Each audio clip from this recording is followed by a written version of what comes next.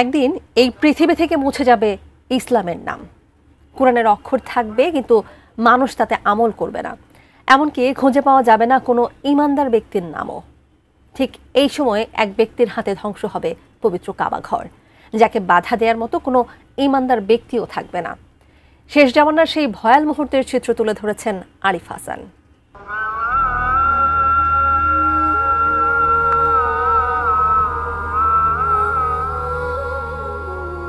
বিশ্ব ইতিহাসে কাবা শরীফ কেবল একটি স্থাপনা নয়, এটি মুসলিম উম্মার হৃদয়ের কেন্দ্রবিন্দু, ঐক্যের প্রতীক এবং নবুয়তের ধারাবাহিকতার সাক্ষ্য।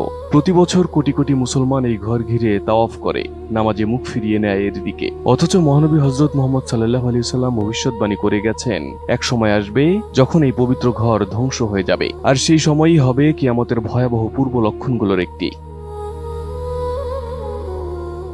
সহিহ বুখারীর হাদিসে বর্ণিত আছে, রাসূলুল্লাহ সাল্লাল্লাহু আলাইহি ওয়াসাল্লাম বলেছেন, যখন কাবাঘর ধ্বংস হবে তখন কিয়ামত খুব কাছাকাছি চলে আসবে। অর্থাৎ কিয়ামতের বড় আলামতগুলো যেমন ইমাম মাহদীর আগমন, দাজ্জালের আবির্ভাব, হযরত ঈসা আলাইহিস সালামের আগমন, ইয়াজুজ মাজুজের ফিতনা, এসব ঘটনার পরেই কাবা ধ্বংসের মর্মান্তিক ঘটনা সংঘটিত হবে।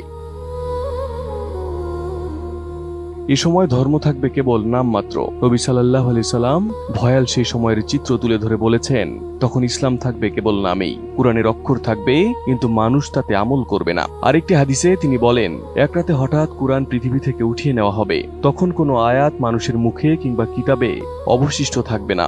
অর্থাৎ দুনিয়া থেকে ইসলামের আলো নিভে যাবে, পৃথিবী অন্ধকারে ঢেকে যাবে। মানুষ কাবাকে আর আল্লাহর ঘর হিসেবে নয়, বরং কেবল একটি প্রাচীন স্থাপত্য হিসেবে দেখবে। হজ বন্ধ হয়ে যাবে, তাওয়াফ থেমে যাবে এবং মক্কা মদিনা জনশূন্য হয়ে পড়বে।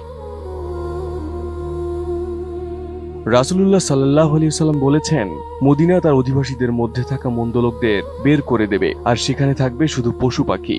অর্থাৎ ভালো মানুষ বা ঈমানদার কেউ অবশিষ্ট থাকবে না। ইসলামের প্রভাব তখন সম্পূর্ণ বিলুপ্ত হবে পৃথিবী থেকে, আর এরপরেই ঘটবে সেই ভয়াবহ দৃশ্য।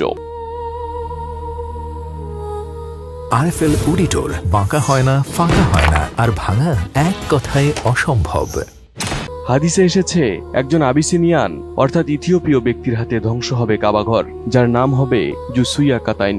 সে হবে কালো, তার পা হবে পাতলা বিশিষ্ট। ওই ব্যক্তি আফ্রিকার দিক থেকে আগত কালো বর্ণের হবে। সে একে একে কাবার ইট পাথর ও অলংকার খুলে ফেলবে, যেন এই ঘরটি কখনো ছিলই না। তখন তাকে থামানোর মতো কোনো ইমানদার মুসলমান থাকবে না। ইতিহাসে কাবাঘর একাধিকবার ক্ষতিগ্রস্ত হয়েছে, কিন্তু কখনো সম্পূর্ণ ধ্বংস হয়নি। ইবনে জুবায়ের ও হাজ্জাজ বিন ইউসুফের যুদ্ধের সময় 683 খ্রিস্টাব্দে কাবা ক্ষতিগ্রস্ত হয়। আব্বাসীয় যুগে আগুন ও বন্যায় আংশিক ধ্বংস হয়, কিন্তু প্রতিবারই মুসলমানদের ঐক্য ও ভালোবাসায় তা পুনর্নির্মিত হয়েছে। তবে শেষ জামানায় ধ্বংস হবে চূড়ান্ত, তখন আর কেউ পুনর্নির্মাণের শক্তি বা ঈমান রাখবে না। কাবার ধ্বংস কিয়ামতের শেষ সূচকগুলোর একটি। এর পরপরই ঘটবে ভয়াবহ প্রাকৃতিক বিপর্যয়। মানুষের হৃদয় থেকে শান্তি বিলীন হবে, সূর্য পশ্চিম থেকে উঠবে এবং পৃথিবীতে ধ্বনিত হবে কিয়ামতের চূড়ান্ত আহ্বান। Arif Hasan, ATN news.